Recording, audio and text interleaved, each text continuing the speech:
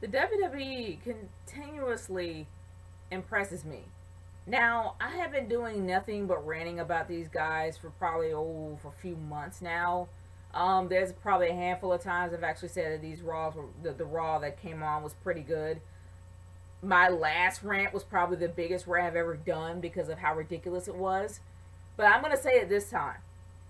This was probably the best Raw I have seen now after a pay-per-view. There's been a handful of Raws that's been good after a pay-per-view. I'm not going to say this was the best one ever, but I am going to say this was probably another Raw, one of the best Raws after a pay-per-view.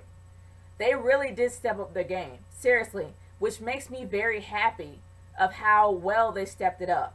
It just wasn't like a few things here and a few things there. They really just bumped it up a notch, and that's what really made me happy. The opening segment, when it came to Alberto Del Rio coming out as a full-fledged heel, made me happy because he was probably the best heel ever. He's not, well, not the best heel ever.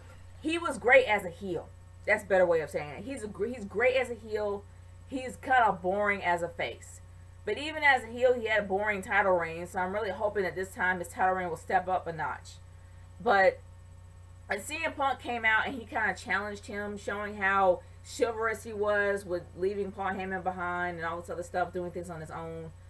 I will say that he's definitely a full-fledged babyface, and I'm like, yay.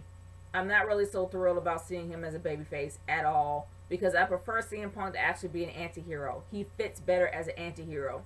He doesn't need to have boundaries. He doesn't need to have anything that holds him back. And unfortunately, when you're a babyface, there's only one direction that you go, straight.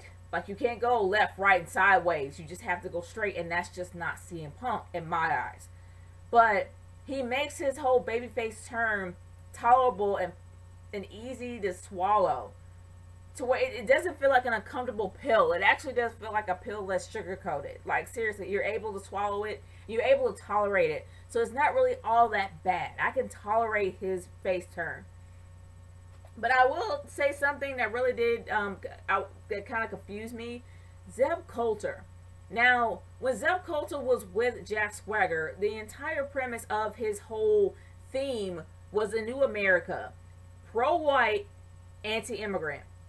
So why on earth would you pair yourself against a Swiss who is not from this country, who is an immigrant?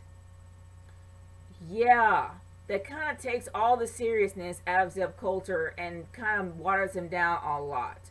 So what on earth are WWE going to do with him now that Jack Swagger is not even there?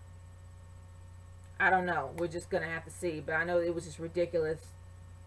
I don't know. It just didn't make any sense to me.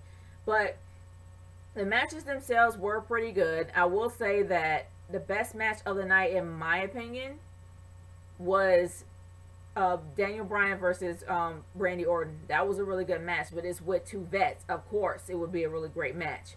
But the one disappointing thing is that we didn't really see a heel turn coming from Randy. Especially after what Randy did last night was a full heel move. Like, what he did was a heel move last night.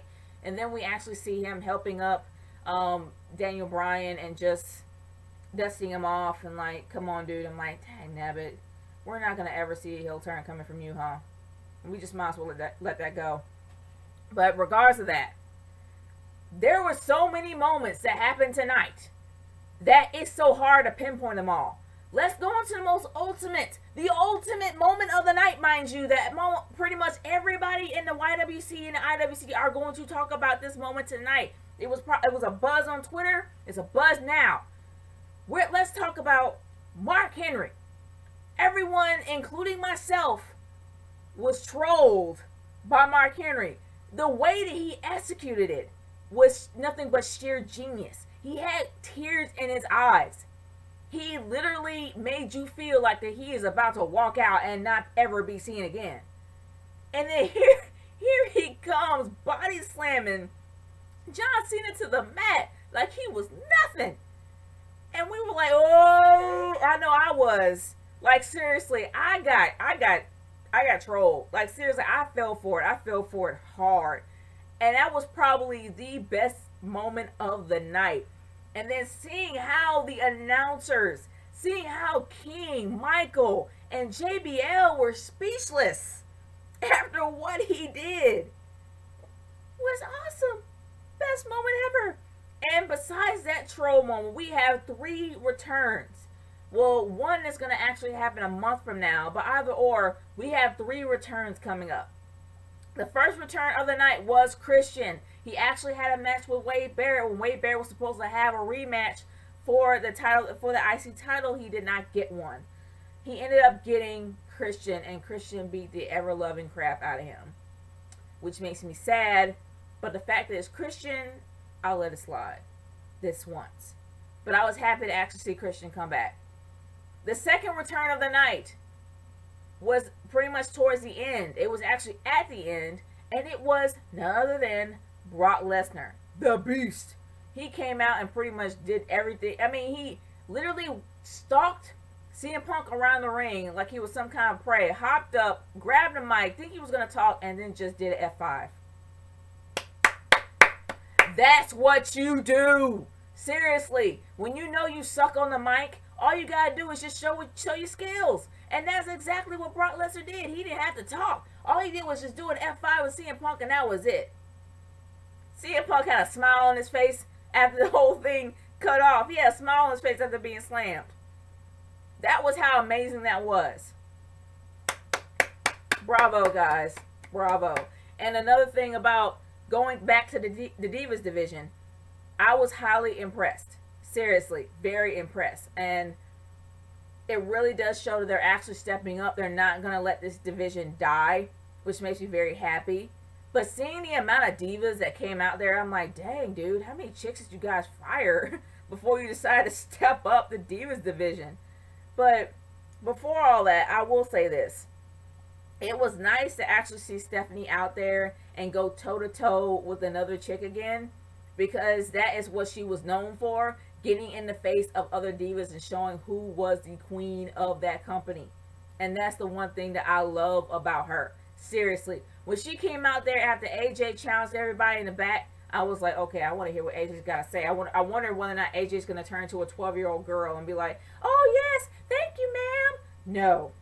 AJ got bold enough to, like, literally get in all of in her face. And I would love to see a war between those two. But I know that Stephanie is way above that, and she's not going to ever do that. But that was really a great segment.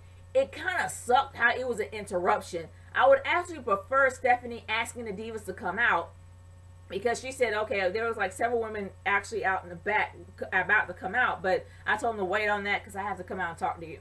Like, it would have been nice if she actually invited them to come out. And when they came out, and after Stephanie left the ring, they would have attempted to go like circle around AJ and beat the ever-loving crap out of her. And then here comes Biggie Langston trying to break them up. And then when Biggie Langston's like literally have her over her shoulder and trying to go up the ramp, it would have been more awesome if Tamina blocks him. Like, what? You gonna hit me? And then here comes a whole bunch of other girls beating the ever-loving crap out of Biggie Langston. And let's face it, you cannot beat a 6-inch heel to the face. I'm sorry. If you can't beat a 6-inch stiletto to the face, or to the back, or to the side, when you have tons of them stomping on you, there's nothing you could have done. And I would love to see those chicks go after him. Like, no problem, like a bunch of rabid wolves. I would have loved to see that happen. And then AJ running off like, ah! And then Caitlyn after her like, yeah! You know, that would have been awesome if I honestly would have seen that. It would have done a lot more for their feud. Because I know their feud is not completely over. It would have done a lot more for them if they decided to do that. But they didn't. That's just all in my head. And I hope they actually do that sooner or later. But good grief. I was so highly impressed. I didn't really care much about John Cena's promo. I guess I should, but I don't. Not because I hate John Cena or anything. It's just because it's the same old John Cena spiel. I'm glad he won. No, I'm really not glad he won. I think it was a whole cop-out the way he won. But still, I will say, beyond a shadow of a doubt, I am highly impressed with Raw tonight. There was no oversaturation of Triple H. There was no oversaturation of the McMahons. There was a couple of moments where there was a lot of McMahon moments, maybe about 4 or 5 times, but it wasn't the entire night like it has been for the last few months.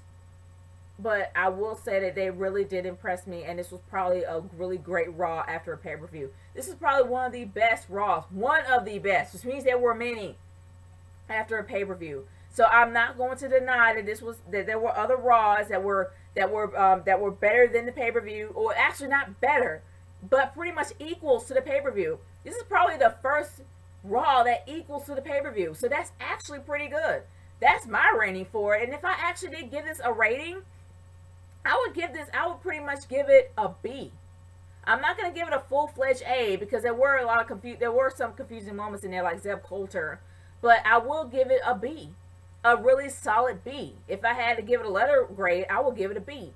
But I'm curious about what you guys feel about this. Do you guys think this is probably a big Raw that's continued to suck?